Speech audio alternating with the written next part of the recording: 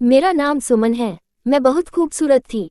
जब मैंने अपना ग्रेजुएशन पूरा किया तभी मेरे घर वालों ने मेरी शादी महेश के साथ कर दी थी। उस समय मेरी उम्र सिर्फ 23 साल थी, लेकिन आगे मेरे साथ जो हुआ उसकी मैंने उम्मीद नहीं की थी। महेश को कैंसर था। शादी के बाद जब मुझे पता चला तब मेरे होश उड़ गए। शादी के 2 साल बाद ही महेश चल बसा। महेश वैसे तो ज्यादा अमीर नहीं था, फिर भी 2 कमरे का एक मकान, बीमा की रकम और कुछ बैंक बैलेंस मिलाकर तकरीबन 4 लाख रुपये और साथ में एक बाइक वह छोड़ गया था। पर वह रकम मेरी जैसी मॉडर्न लड़की के लिए ज्यादा नहीं थी। धीरे धीरे वह रकम भी खत्म हो रही थी।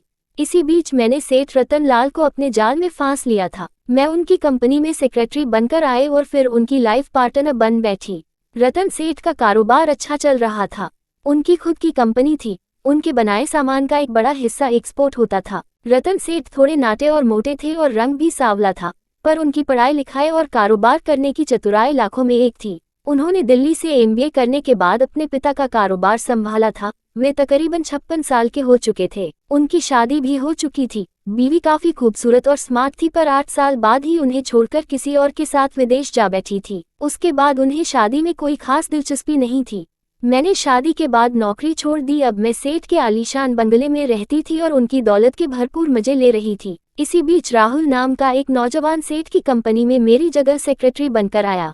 मेरी और रतन की जिंदगी कुछ दिनों तक सामान्य रही। मैं पेट से भी हुई थी, पर सेठ को इसकी भनक भी नहीं होने दी और मैंने बच्चा गिरवा लिया। मेरी नज़र सेठ के कारोबार पर थी। उधर राहुल अक्सर सेठ से मिलने घर पर भी आया करता था। मैं उसकी खूब खातिरदारी करती थी, उसके साथ बैठकर बातें किया करती थी। मुझको राहुल पसंद आ गया था। वह 26 साल का एक गबरू जवान लड़का था। राहुल जब भी मेरे घर आता तो बातों के दौरान चाय का कप बढ़ाते समय मैं अपना आंचल जानबूझकर गिरा देती और अपने उभार दिखाती, तो कभी टेबल के नीचे से राहुल के पैरों से खेलती। धीरे धीरे राहुल भी मेरी ओर खींचने लगा था। अब तो मैं राहुल के साथ घूमने भी जाया करती थी। कभी कभार खुद रतन सेठ भी राहुल को मेरे साथ शॉपिंग के लिए भेज देते थे। मैंने खुश होकर राहुल को भी बिल्कुल अपने जैसा एक कीमती मोबाइल फोन खरीद कर दिया था।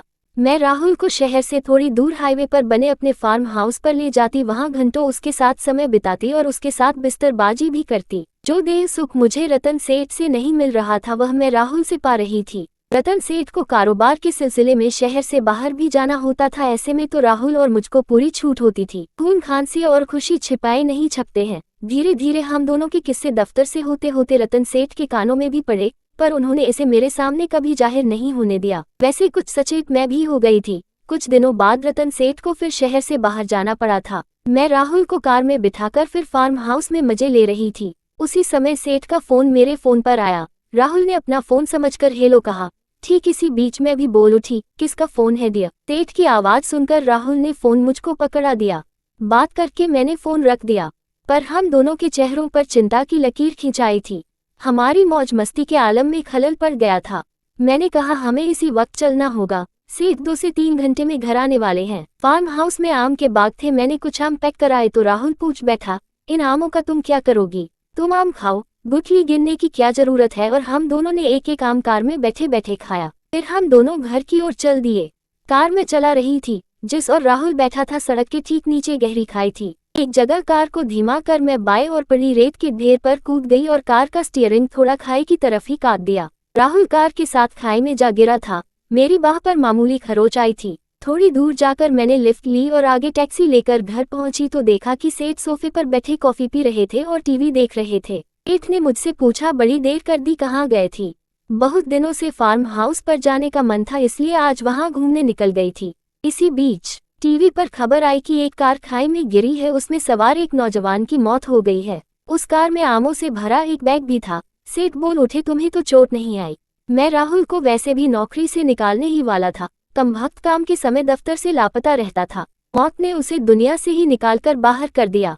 मेरी बोलती बंद हो गई, लेकिन मेरी समझ में आ गया था कि शायद सेठ को सब पता चल गया है। मैंने उसके पैर पकड़कर उनसे माफी मांगने लगी और बोली, प्लीज मुझे माफ कर दीजिए, अब आगे से कभी ऐसी गलती नहीं करूंगी। और मैं रोने का नाटक करने लगी। सेठ ने मुझको उठाया और अपने गले से लगा लिया। मैं मन ही मन खुश होते हुए अपने कमरे में आ गई, क्योंकि जिसकी वजह से मैं फंस सकती थी उसका मैंने शिकार कर लिया था।